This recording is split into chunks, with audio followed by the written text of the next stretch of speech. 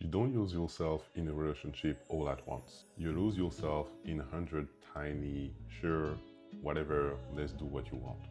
Here's how it happens and how to actually stay yourself while building a relationship. The first thing to understand is how this actually happens. And this is usually not one big sacrifice, that's just like a slow drift that happens kind of like every day or every other day.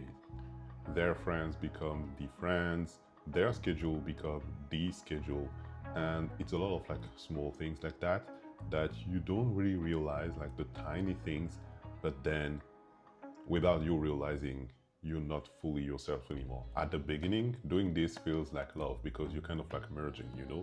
You're merging your friends, your calendars and everything. But if you don't pay attention, it's just slowly putting yourself down and down more and more every single day. So it's not just about you, it's mainly about them first. This is like a first sign that you might have lose yourself in the relationship. How to protect that? The best way is to keep your anchors. You have to protect the things that were existing before the relationship, which means your time, your friends, your hobbies, everything you were doing before that relationship should still be there. So of course, it might change a little bit because now you're adding someone in your life, but the goal in being in a relationship is not to have someone that will destroy everything you were doing before, but adding some room for someone to be able to like fit in. You should be able to have like plans without your partner, without feeling guilty. This is like totally normal, like you're two different persons. And of course, you're building a relationship together, you're like a couple, and you do things together.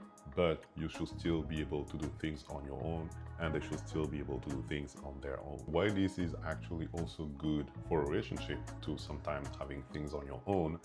First, because when you meet that person, you discover their life and they have their life, and some part of that was attractive to you, and that's the same thing around. So if one of you or even both of you just like diminish this part, well, you're kind of like, again, losing a little bit of yourself and losing a little bit of your attractiveness, if I can say, with the other person.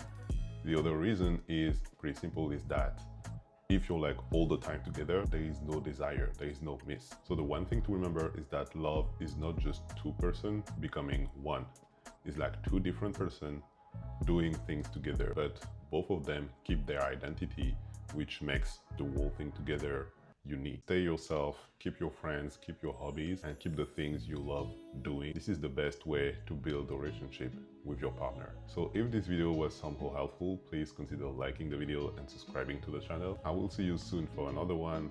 Until then, take care and drink your water.